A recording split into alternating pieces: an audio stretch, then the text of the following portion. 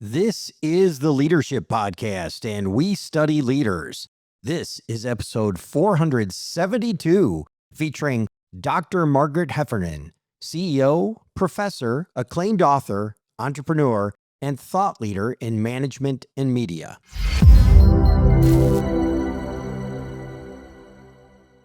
Thank you for joining us today. This is Jim Vasilopoulos, founder of Rafty Advisors, and this is the Leadership Podcast. Hey everybody, Jan Rutherford, founder of Self-Reliant Leadership. Thanks for making us a part of your day as we study leaders. If you've got an issue, problem, challenge, or opportunity, I bet we've talked about it. Just let us know. DM us anytime. TheLeadershipPodcast.com. And we are now also on YouTube, so pay attention to our YouTube channel. There should be links in the show notes. If there aren't, let us know. Let us know. Yeah. And because someone else corrected us on something on the website the other day, and I was very appreciative of that. And for all of you who listen to the episodes, you know that our episodes are brought to you by Darley, our sponsor. Their mission supports all our military and first responders with the equipment they need to ensure mission success, whether that's a water pump, a drone, or emergency medical supplies. Learn more about this fantastic company and the people supporting our nation's heroes at darley.com. That's DARLEY.com. Darley, you serve others, we serve you. Thanks, Jim. And again, our privilege today to bring to you Dr. Margaret Heffernan for the second time. Jim and I have pushed her episode out to so many people in workshops as pre-work. And so, especially during the pandemic, because, her first book that we talked about, Uncharted, was really spot on for what we were going through during the pandemic, about balancing efficiency and adaptability. And now she's out with a new book, Embracing Uncertainty, which is spot on. She was way ahead of, she knew this book would be needed right now. And just so you know, a little bit of background on Margaret. She began her career producing radio and TV dramas and documentaries for the BBC, later pioneering multimedia content in the U.S. for companies like Intuit and Standard & Poor's. She served as CEO of 3 tech media companies and earned industry accolades, including recognition by the Hollywood Reporter and Stream and Media. Margaret's written 6 books, including Willful Blindness and Uncharted, both widely recognized as top business books. To me, what's really amazing is, if I tell anybody about Margaret, is she's gotten 50 million views on her TED Talks, and there's a reason. She's compelling. She's also a professor of practice at the University of Bath, a mentor to global executives at American Company, and contributor to public inquiries and governance bodies. Inducted into the Thinkers 50 Hall of Fame in 2023, she continues to influence leadership discourse worldwide. Her latest book is Embracing Uncertainty: How Writers, Musicians, and Artists Thrive in an Unpredictable World. Margaret, we're thrilled to have you back. Well, thank you for inviting me back. Well, we've asked you this before, but we're going to ask you again. If we went out and scoured the internet, which we did, what's not out there about you? What can't we find out about you in your public bio? What can't you find out about me in my public bio? Gosh, I don't know, because I don't scour the internet looking for me. The things I was thinking about today was, I've been trying to grow vegetables for about 10 years and I'm still absolutely terrible at it and I can't figure out where I'm going wrong. Yeah. I will persevere. Yes. And I don't know, what else might people not know about me? I'm in the process of learning Italian, which is a deeply humbling experience. Wow. Learned to speak Dutch when I lived in Holland as a child. And I did French and German at school. So I like languages. Wow. But they don't get any easier as you get older. I can tell you that for sure. No, it But doesn't seem anything does. no, but boy, is it enjoyable. Languages are such slippery, subtle things. And it's just, I keep thinking, I don't have time for this. And each time I have my Italian lesson, I'm just so glad I did it. Oh. And it is getting better. My Italian is getting better, slowly, much more slowly than I'd like. I often think, oh God, if I could just go and live there for 3 months, I could crack this. But I don't go and live there for 3 months. Yeah. I haven't cracked it, but I am getting better. That's awesome. You're inspiring me, because my grandson is going to be more fluent in Portuguese than English as he grows right now. Ah, And so it's a really hard language, and language is not easy for me, even English. yeah. So let's dig into this book. Jim and I are really excited to gain some more insights from you. So in this world today, we're increasingly driven by predictive algorithms. And I'm wondering your thoughts on how leaders in all walks of life should reclaim the human capacity for intuition, for better decision making, those types of things that we see very much lacking. Mhm. I mean, I think the answer is going to sound terribly simple, but we all know that it's hard. I think if you want to reclaim and develop your sense of intuition, particularly with regard to decision making, actually the only thing you really need is time. Now, so then the question is, well, what is the time for? And I think, intuition is a very accelerated retrieval of a lot of stuff that's been roaming around in your head. And so the issue is, how do you make sure that the stuff roaming around in your head is kind of quality stuff? Mm. And in Embracing Uncertainty, I talk about Andy Haldane, who for a very long period and very successful period of time was chief economist at the Bank of England. And one of the reasons that I wanted to interview him was I had learned that when he had a big decision to make, he would just go and walk the streets of London. And this was not specifically to think about the decision.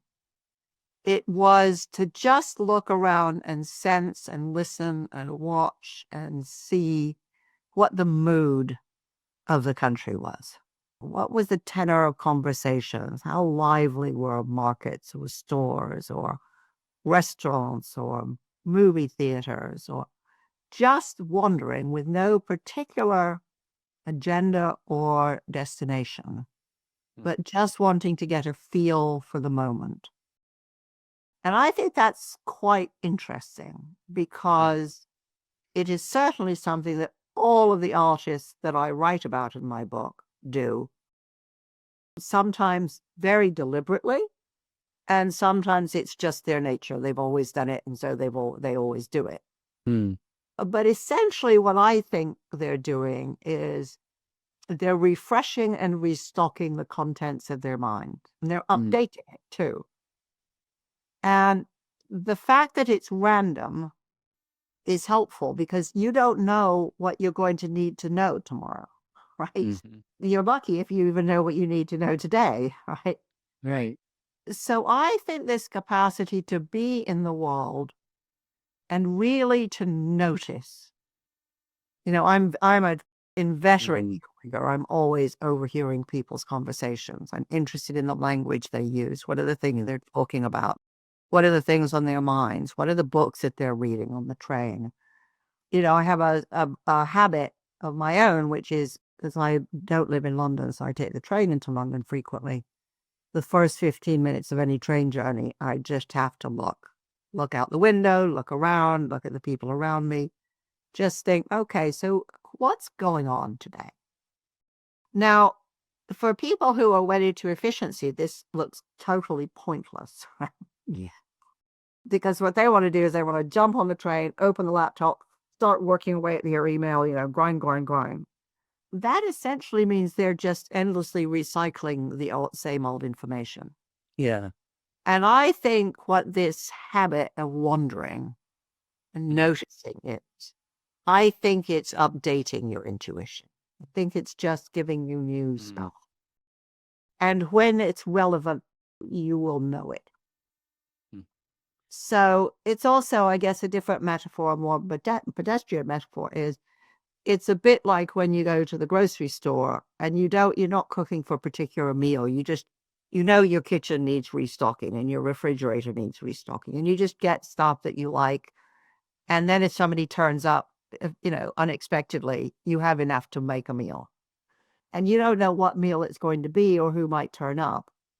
But that's what the world is like these days, right? You don't know what's going to happen. You don't know what's going to turn up. So it's very helpful to have a lot of rich ingredients in your mind. Now, that also means reading. It also means listening. But I think it's important that it's not just the news, and it's not just business news or financial news. It's, what is the music people are listening to? How's it different from last year or even last month? What's fashionable? What are the colors everybody's wearing? All of this means something. It is a social language, clothing and novels and movies and all that sort of stuff. So I think you have to have the time, you have to make the time and have the tolerance to absorb this information, trusting that it will inform your decisions, but you may never know how. First off, we could end the podcast right now and this would be a great podcast. Yeah. We could just go with that, because that bit of advice is so well articulated, and it's along the lines of what we're communicating every day, that you've got to step back, you got to slow down, you have to connect the dots. And you don't know what the dots are going to be, but that whole idea of sorting, I really like that. And you hit on a word, wonder. And we had a brilliant magician, illusionist on the podcast that knew more about leadership than most of the people that went to Ivy League schools.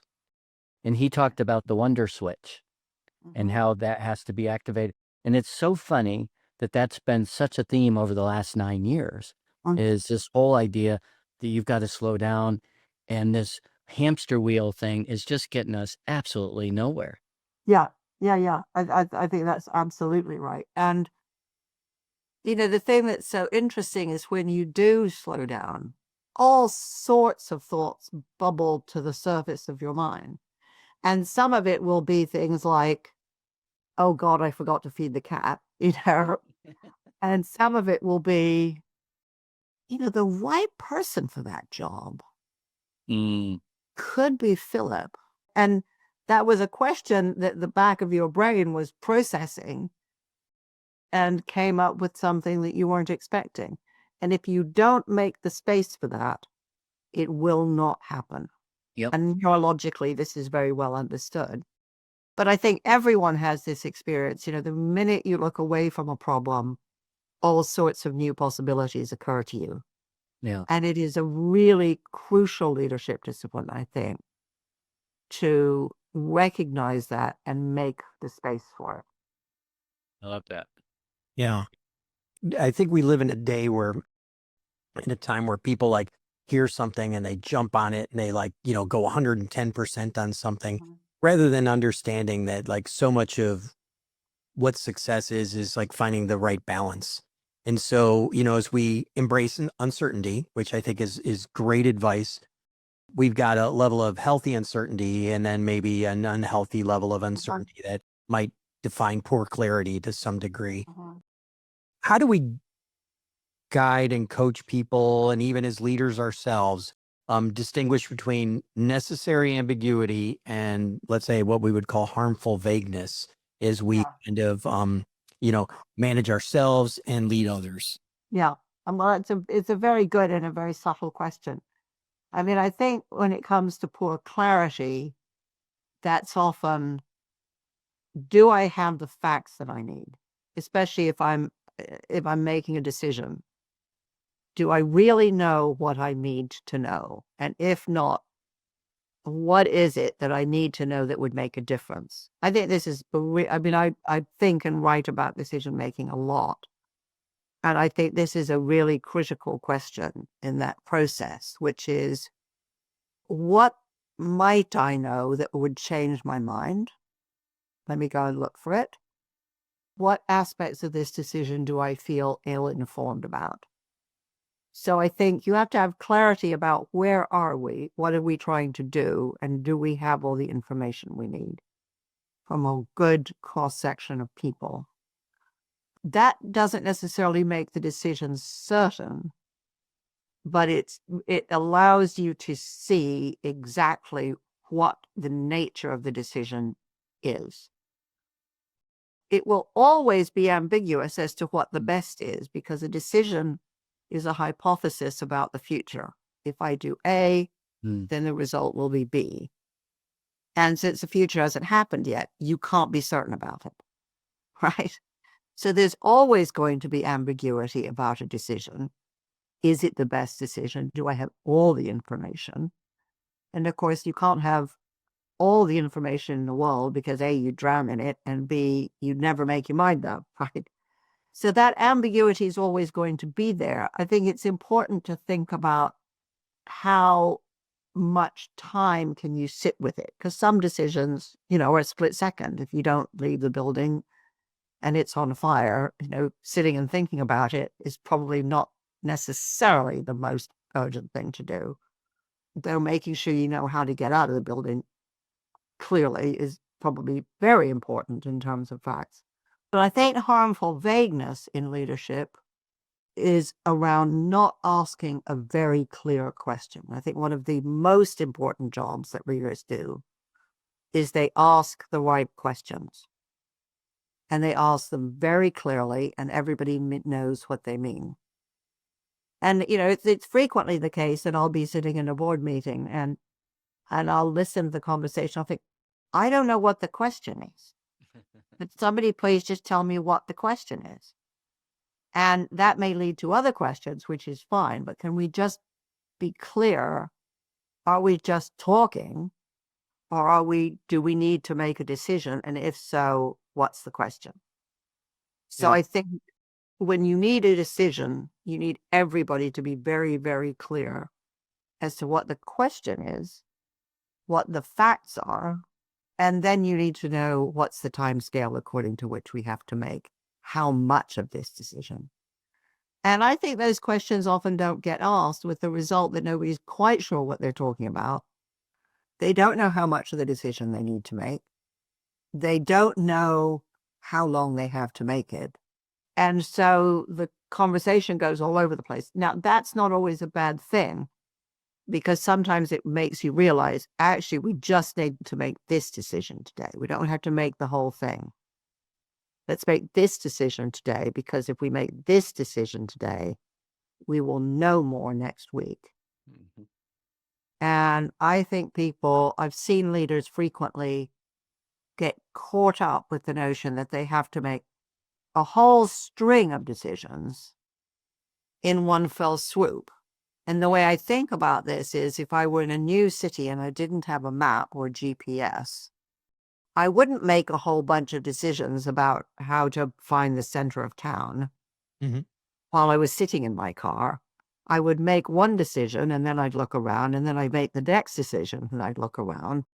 And quite frequently, if you're in a space where you're not very confident or it's anything very new, you want to stage that. I mean, it sounds very glorious to say, right, we've got the 2-year master plan for our new product. Yeah. But, in the military, this happens all the time. The saying, at least here in the UK, is, no plan survives the first whiff of battle, except that actually we only need to make this amount of decision. Then when we've done that, we will know more, and then we can revisit it. Yeah. I mean, when we talk about, let's say, I think there's value in having, let's say, a meandering curiosity, just to kind of like, it's like, hey, this popped into my head. I'm really curious about this. Why? It's almost like those first days of the internet when it came out, and you start researching something, and like 4 hours later, you're learning about spiders in the Amazon. Mhm. But, I think when we get into is a very pragmatic matter, and I'll tell you the kind of the way I approach it, right or wrong. I don't know, you tell me. We get into a meeting, and the meeting starts to kind of meander. We may have an agenda, we may have things we're talking about, but someone brings something up. I think the younger version of me would have shut it down and said, let's stay on track, let's stay on focus. The older version of me goes to, not that I'm not going to do that, but the older version of me may say, why are we going down this thread? What is it about this meandering that makes it relevant to what we're trying to do? Because there very well might be a good reason, but we've got to figure out if it's connected or not. Help us understand like what we can do pragmatically as leaders to kind of like foster that balance between like that creative urge to kind of like go places, but then like maybe lose our way in the process? It's a very interesting question. I'm just thinking of a board I once sat on where my first impression was, wow, this is very well run. And, a long agenda, stuck to the agenda, got through the agenda on time, and at first I thought that was great. And over time, I thought, actually, this is not great. This is actually designed to make sure that the very tricky subjects don't come up, that it is such a strict agenda, and there is so much too much on it that nobody can get under the skin of the thing. And I subsequently chaired the company, I still do. And I'm really looking to spend our time with the board thinking about what is it that really matters right now? What are the things we need, to update on? But really, what are the 3 most important things that we need to be talking about right now? Mm. And I'll usually discuss that with the CEO. I mean, it's very interesting coming back to Andy Haldane at the Bank of England. He got to a point, because he was there for many, many years, where he would hold agenda-free meetings. And he would start it with the question, okay, what are the 3 most important things we need to talk about today?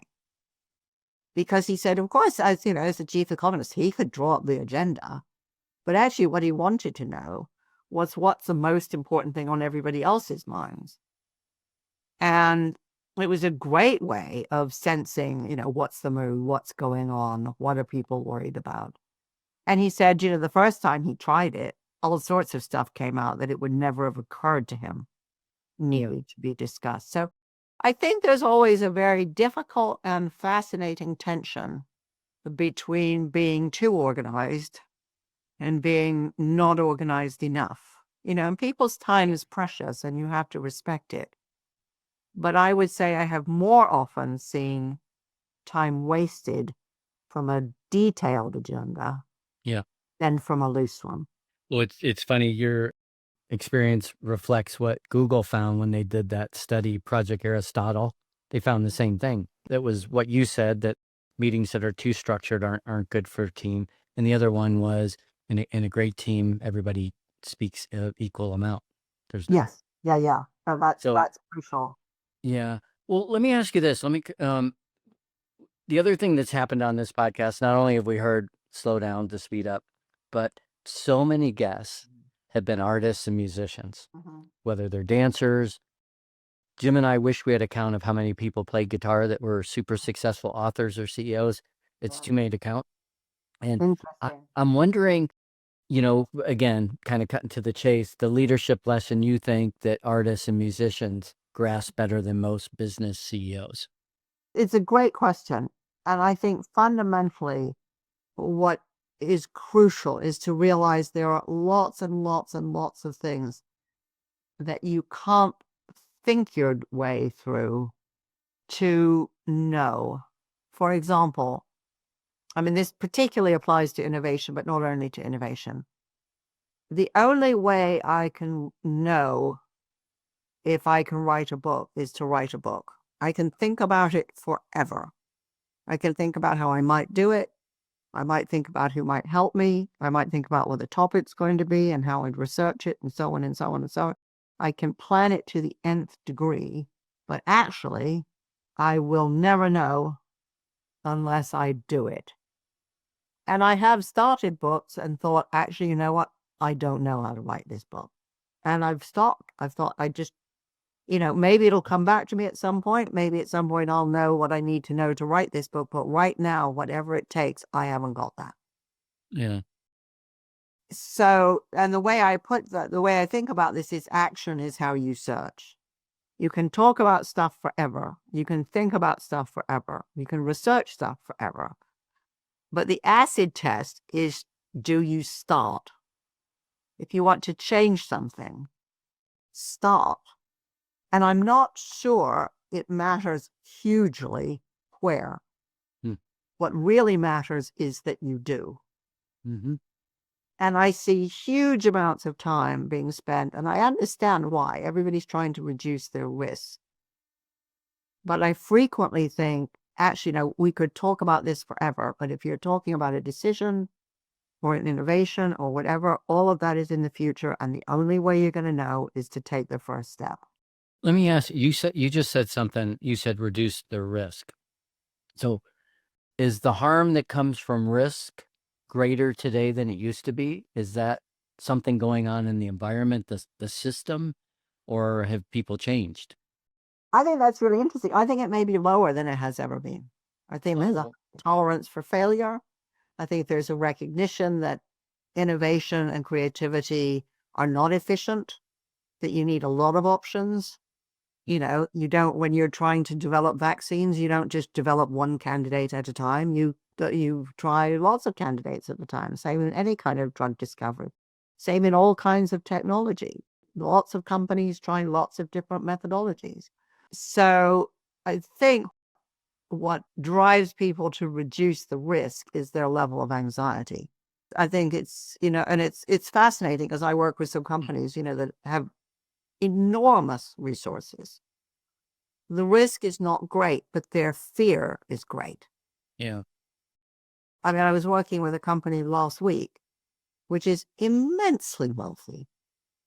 And their risk aversion is almost tangible. They are so afraid of doing the wrong thing. Yeah. And part of the problem here is that they can look back on decisions that were made or investments that were made, which didn't work out. Everybody remembers those. Nobody remembers the ones that worked because they're just now part of the business. Yeah. But I wonder, sorry, Margaret, I wonder though, with artists and musicians, I mean, obviously they have to be vulnerable to put themselves out there. But if they fail, it's like, oh, I got thick skin. If you're in the business world and you fail, you've let a whole bunch of people down. Might that be what's different? I don't know. I mean, I can think of people I've worked with. I mean, I have to say, by and large, I've worked with people who have a very high tolerance of risk. They know if you're going to do something meaningful and worthwhile, Yeah. probably going to be something you haven't done before. It may be something nobody's ever done before. You can't do that without risk. Yeah. You know, it's just impossible. There's always going to be a huge quotient of the unknown. And the only way you have to know if it's going to work or not is to do it. So that's characteristic probably of most of the people I've worked with in the second half of my life. When I worked in media making programs, you know, the reality is when you start to make a film or a documentary, you also don't know, right? But you do know it's going to be 45 minutes. You do know it's got this kind of budget. You do know probably the team you want to work on it. So all of that is a risk reduction. But because you're making a lot of them, you kind of forget the risk because there's a process. And I think where people become super anxious is when they're not quite sure what the process is. And if you're trying to make something that nobody's ever made before, the process can be a little unclear. Yeah. Real quick before I throw it back over to Jim, you know, we mentioned our sponsor at the very beginning, Darley. They've been around since 1908. They've taken some risks, and they're the company that really supports military first responders around the globe. And these are great people based in the Midwest of the United States. And that company is our sponsor, Darley. And you can learn more about them at darley.com. That's DARLEY.com. Thanks, Jan. Margaret, you've got this storied career. And so let's go for a story. Is there a time in your career when embracing uncertainty felt like a failure, but then it formed later in your life to prove to be a fortunate kind of embracing of that uncertainty? Well, it's interesting. I thought long and hard about this question. And I thought I couldn't think of any. And then I thought, oh, don't be ridiculous. And that I was reminded of Willful Blindness. So when Willful Blindness just first came out, which I think was 2012, it got a couple of reviews. Some of them were pretty good. Some of them were less good. And that was it. And I thought after about 6 months, this is really not taken off. Or this book just has not worked. And it was only really when the Financial Times put it on their long list for their Business Book Award that it started to. And then when they shortlisted it, it really took off. And it has continued to go ever since. I mean, it's extraordinary. I mean, it's got such a long tail. I did a new edition in the UK in 2019. And people have been asking me to do another edition, which I'm a bit reluctant to do. You know, I was talking to a CEO today who said that her head of risk has just started reading it. And I thought, my God, people are still reading this book. I mean, one of the things that's quite difficult is you could look at, you know, Amazon rankings and stuff, but you don't get a feel for are there people out there talking about this book. You know, sometimes I would do book festivals or talks and things, you know, and you get a bit of a sense of it. But it takes quite a long time before really it penetrates public consciousness. And because Willful Blindness was a very different book from my first two, I thought, well, there you are. You know, I really wanted to write it. I'm really proud of it. I'm really glad I wrote it. But it just hasn't worked. So I'm going to have to think again. Yeah, I'm going to jump in real quick, Margaret. I have a question because I remember from the first interview we did with you, you said something about not taking things, you know, personally, and you know, you wish you'd learned that when you were younger. And I'm wondering, as you've had this, as Jim described, storied career, do you find that you need external validation way less, or do you still, you know, are there still components of you that, you know, need that? I'm just curious. Yes and no. I mean, you know, as a writer, you do really want people to read your work. I mean, I don't think this is necessarily true for all writers, right? Yeah. But it definitely is for me. I do write because I want people to think seriously about something which by and large I write about because I think people aren't thinking about it seriously. And embracing uncertainty is a classic example. I think that, you know, the marginalization of the humanities and the arts, the defunding of the arts, all this kind of thing. I think people think, well, this isn't going to do any harm. I think it's doing immense harm. I think it's super dangerous. I think it's a gigantic loss, not just to the arts, but to all aspects of life. And one of the reasons I was so keen to write it was because I didn't hear anybody talking about this. So, of course, I have a burning desire to write it because I have a burning desire for people to stop and think about this problem before it's too late. Now, my agent said she didn't think I should write the book because she thought it was too niche a subject. And I thought, wow, really? I don't think so. But anyway, obviously, I plowed ahead and did it anyway.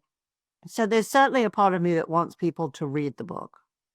I think I'd probably be upset if everybody hated it. Yeah.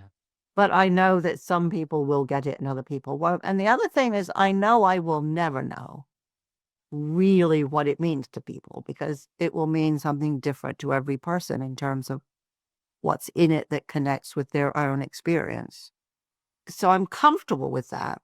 I'm really interested by it, but I'm comfortable with that. I don't think I need a huge amount of validation.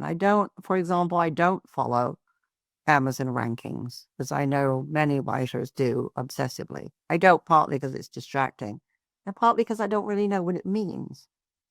I guess I feel I've been very lucky to have a lot of readers who are super thoughtful, for whom the book meant a lot. And that means a lot to me. It makes me feel I'm not shouting in the dark. And, you know, my books are written because there are things I think we ought to think about or ways we should be thinking which matter. And it's not so much that I need people to agree with me, but I think I want them to at least see there's value in the discussion. Yep. And the great thing is I often learn a lot from readers, you know, that they'll tell me things, you know, stories of their lives, all sorts of things, which just enriches my knowledge of the subject I've carved out for myself. And that is fantastic. So I wanted to ask you kind of a tactical, selfish question because I've got clients saying, hey, we want to do experiential thing. We went to NASA and interviewed astronauts, and we went to a NASCAR motor speedway and talked to race car drivers, and somehow they took the lessons back. I'm wondering, again, all this board work you do and the companies you've run, if you had to design a leadership retreat today, that would be impactful, what might be the first 30 minutes of it? Well, I think the first 30 minutes of it would be sending people out for a walk and coming back to report what they saw, Oh, which is just, let's practice this wandering around stuff. Because I suspect you'd be very amazed by what different things different people saw. I mean, I contribute to leadership retreats that other people design quite frequently. And I wrote about this in Embracing Uncertainty. This is where I saw this poetry workshop, which was absolutely blew me away, because I sat there thinking, seriously, really? This is going to be awkward or embarrassing. Nobody's going to want to do it, whatever. And all these very, very seasoned executives just loved it. They loved the quality of thought that they could bring to it. They loved the freedom that they had. I mean, it was quite guided and structured in terms of prompts. So they weren't just asked, write a poem, They started with just single lines, but they really loved it. They experienced a different quality of thinking that they clearly really enjoyed. And a number of them afterwards said, I think I'd like to do that once a week. I think that's so good. You use the word, go for a walk and report what you saw, and I just thought about this, that if you said saw, you'd get a different response. And if you said, go for a walk and tell me what you felt, Yeah. what you thought, or thought what you about. heard. Yeah. I mean, absolutely. is there, do you think C is the best one? Probably not. It depends on the person. I mean, I think the main thing, maybe the better word is notice, because you could notice in all sorts of different ways. Oh, that's good. I mean, lots of people will hear things. When I worked in radio, it was a kind of classic exercise to just stand somewhere and listen and to all the different noises on the street or in the train or in the theater or whatever, because it's a really good way of focusing your listening. Yeah, what do you notice or what occurs to you? So I've seen the poetry workshops. I've seen some very interesting music workshops. I write, as you know, extensively about this Henry V workshop, which I think is clearly extraordinary. And I do think that these much more creative interventions do a fantastic job of letting people use their curiosity and let their mind wander better. I mean, also, I can't remember if I wrote about this or not, but I remember doing a leadership retreat with a lot of senior executives from a tech firm. And they had got a private view at the end of the day of an exhibition of Jackson Pollock paintings in Dallas. And they sat in pairs, each of them before a picture, and just had to talk about what they saw in the picture. And again, I was super skeptical. I thought, nah, they're going to say they're going to do that, but actually they're just going to talk business. And they didn't. They absolutely didn't. They really went for it. And I think we underestimate the hunger there is for this kind of experience. Yeah. And what's the picture behind you? I'm wondering the significance. Oh, so it's quite interesting, actually. It's a painting by E.E. Cummings. Wow. And Cummings thought of himself as a painter first and a poet second. Obviously, the rest of the world does not agree with it. But I found it in a bookstore in Boston, which had inherited a lot of the objects in his estate. Wow. And, art galleries weren't really interested. So they kind of intelligently thought, well, maybe people in bookstores might be. And he lived a great deal of his life in New Hampshire. And at the time we had a house in New Hampshire. And so I bought it for my husband just as a birthday present to remind us of our place in New Hampshire. Wow. And it's not a great painting. I think it's a good painting, Yeah. but it has a lot of meaning for all of us, because the time we're living in the US and the Yeah. Boston bookstore and New Hampshire house on the lake and all that. And we're all great poetry lovers. So it just connects lots of things in a big part of our lives. Yeah, Right. I love that. It's interesting. We were talking about these experiential things. I just want to shout out the guys who wrote The Experience Economy, Joe Pine and Jim Gilmore. Joe was guest number 4. I think Jim was guest number 61 on the show.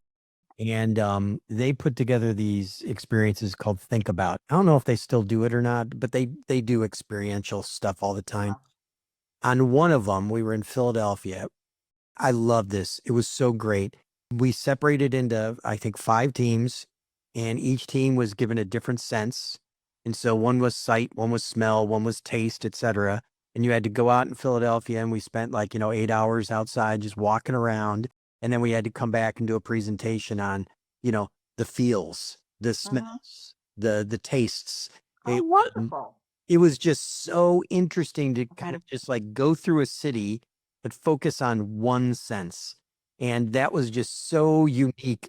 I thought it was great. I love the work those guys do. I just think they're wonderful. And, all their books that they've written have been favorites of mine as well. So, Well, I think that's really brilliant because I think we're getting very disassociated from our senses. Mhm. We're spending so much time online. We're so busy. We're so rushing. We spend so much time on our phones. And we don't let ourselves feel very much. Yeah. And I can see that would really make people feel back in touch with their living beings. It's good stuff. But I mean, Jan, I think the question that, I think even the question you got from your clients, they're thirsting for this. People are recognizing that loss that Margaret's talking about of that disconnection from tangible reality, which is maybe the connection to musicians as well, because there's a tangible reality in thinking about music versus playing it. And I think there's something there that people are yearning for, and that might be what we're hearing. Well, also, with every new form of recording that has been invented, audio quality has declined. So going to listen to live music is more of a revelation now than ever. I went to 2 concerts last week just by chance. Well, not by chance, but I don't do this every week. And I was just blown away by how beautiful the sounds were. I mean, never mind the music, but that they were so alive. And it's nothing like Spotify. It just isn't. Now, also, I could only hear the one piece that was being played. Record players weren't as good as live music. Cassettes were worse. CDs were worse. And streaming is even worse. So it's like there's almost nothing left of it. It's a very, very flat, condensed sound. I mean, you will know this, Jan, as a musician. Live music sounds and feels completely different. Yes, indeed. Well, I mean, yeah, we just go out on that analogy. I mean, it's like I went to Greece last summer, loved the food. The food is just fantastic. We can't eat tomatoes in the US that taste as good as the tomatoes in Greece. Yeah. It's just, it doesn't even compare. And so, but you don't know it, for the people who haven't traveled or the people who don't, you just don't know what you're missing. Yeah. And, and once again, it's that time of year where I'm like, oh, I'd love to go to Greece again this year because, I'd love to see my relatives, but the food is so good. But I think we are really in danger of losing our sense of reality. Yeah. And I'm not saying this in a sort of scary sci-fi way, but yeah, I think it's important that people remember what things smell like, what things taste like, what music actually sounds like. Because otherwise, we've lost something extremely precious, not just in it, but in us. Yeah, I love that. I love that. As we kind of wrap up here, or we're getting close to the end, I'm curious to know if there is a certainty in life that you've let go of in the past year, and has that changed you in any way? I don't think there's a particular certainty. I think, all the books I've written have changed me. And I would say that I'm much less concerned about planning. Now, sometimes this has devastating effects because I just forget something I planned, right? But for example, it used to be if we went somewhere, like on Saturday, we're going to an exhibition in Oxford. It used to be that I would, plan which train are we going to get, where are we going to have lunch, what time are we going to get there, and I plan all of that. I've let that go as much as humanly possible, and I think I slightly drive my family wild, to be honest, because they were so used to that. But I try also, I would say, in my schedule, to leave more time to let stuff happen. So I'm not rushing quite as frantically. I leave margins for things to go wrong, because things do. And also, if I do that, then I'm less stressed. So I would say my appetite for planning has decreased markedly. So I will plan what must be planned. If we can't go to the exhibition without booking tickets in advance, I will begrudgingly do that. But I want to leave space and time for things to happen Yeah. and not schedule them all out. You made me think, Margaret, Larry King was famous for not doing any research before an interview. And you just made me reflect that Jim and I think we do a good job getting ready for interviews, but I think we don't do too much. Yeah. And you just made me think that if we did so much, we would come into the interview completely, it would be our agenda. And we wouldn't listen as well, because we'd like, well, I got to get to this, and then I want her to say this. And I think it's a applicable lesson to leaders, that you've got to listen, you got to pay attention, you got to hear the unheard. Yeah. And if everything's planned and scheduled, again, you're going to be frustrated and disappointed, I think. Well, it's really interesting because I did an experiment on myself once, which, as you know, I'm keen on experiments. And I was working in an organization where I felt I didn't have really great relationships with people, and I couldn't quite figure out what to do. And so I thought, we met monthly. I thought, I think at the next meeting, I'm just not going to say anything. I'm just going to listen. I'm not going to say anything unless I think there's something really important that needs to be said, or if somebody has said something which was important and nobody picked it up. But I'm going to appoint myself the listener. This is one of the best things I have ever done in my life. Because a whole bunch of things happen. First of all, when you know you're not going to jump in, you're not looking for that moment, which means you actually are listening to the person who's speaking instead of rehearsing in your mind what you're going to say next. That's essential. If you're desperate to speak, you don't listen. So I realized that that's what I'd been doing a lot of my life, right? Is looking for the moment where I could land my, brilliant contribution. I learned that a lot more about the people in the group than I had known before, because I paid attention to who talked about what, who talked how, who talked a lot, who didn't talk very much at all. That was helpful. And I also discovered that on the very few occasions I said anything, people really sat up and paid attention. Yeah. And, but I think the key thing was it really alerted me to the degree to which people spend so much time thinking about what they want to say, that they don't hear what's just been said. Yeah. And so it isn't actually a conversation. It's just sort of intertwined monologues. Mm. And again, as the chair of a board, I think my job primarily is to listen. And to do in a way what I was doing in that experiment. Yeah.